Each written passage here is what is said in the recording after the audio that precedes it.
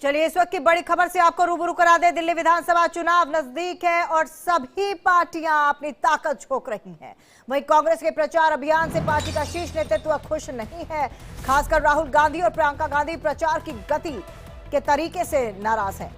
राहुल गांधी चाहते हैं कि कांग्रेस दिल्ली में आक्रामक प्रचार करे और गंभीरता से चुनाव लड़ती नजर आए, लेकिन दिल्ली में कांग्रेस का चुनाव प्रचार गति नहीं पकड़ पा रहा है। इसी को लेकर राहुल गांधी और प्रियंका गांधी ने दिल्ली कांग्रेस के नेताओं के साथ ऑनलाइन बैठक की थी। इस बैठक में दिल्ली कांग्रेस के नेताओं से पार्टी नेतृत्व की नाखुशी साफ नजर आई। बैठक में कहा गया, ना तो रणनीति स्पष्ट है, ना ही प्रचार में दम नजर आ रहा है। प्रियंका गांधी ने नैरेटिव सेट करने का सुझाव दिया। उन्होंने ये सवाल भी उठाया कि महिलाओं के लिए 2500 रुपए हर महीने देने की योजना को लेकर कोई माहौल क्यों नहीं बना पाए।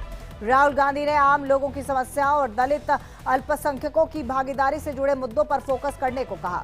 साथ ही सचिन पायलट, इमरान प्रतापगढ़ी जैसे पार्टी के लोकप्रिय चेहरों को प्रचार में लगाने के निर्देश दिए हैं। सूत्रों के मुताबिक राहुल गांधी इस हफ्ते दिल्ली में 3 सभाओं को संबोधित करेंगे। राहुल गांधी की रैलियों का फोकस दलित और मुस्लिम बहुल सीटों पर होगा। प्रियंका गांधी और मल्लिकार्जुन खड़गे के चुनावी कार्यक्रम अब तक तय नहीं हुए हैं। और इस खबर पर हमारे साथ हमारे सहयोगी स्नेह कमल सेठ लाइव जुड़ चुके हैं ज्यादा जानकारी के साथ। स्नेह, इसमें कोई दो राय नहीं कि जिस तरह से बीजेपी और आम आदमी पार्टी पुरजोर कोशिश कर रही है, प्रचार प्रसार कर रही है, कांग्रेस कहीं ना कहीं पीछे छूटती हुई नजर आ रही है।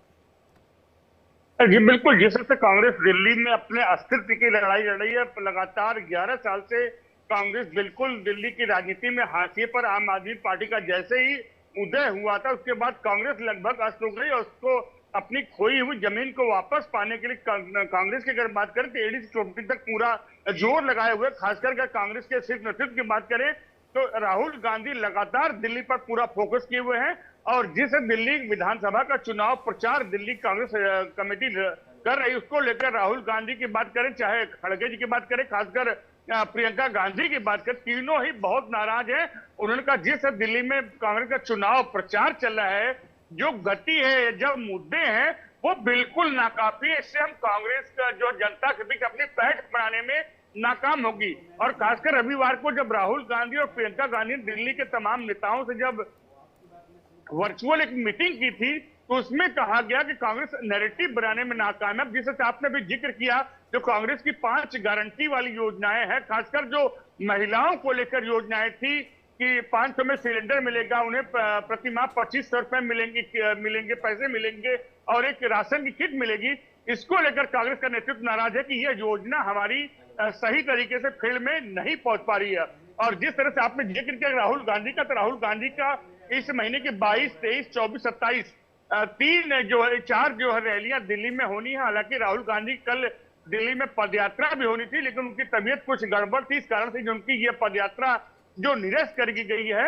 उसके अलावा राहुल गांधी लगातार दिल्ली के विधानसभा चुनाव पर नजर बनाए हुए हैं। उन्होंने स्पष्ट कहा कि हमें और आक्रामक ढंग से दिल्ली के चुनाव प्रचार में उतरना होगा।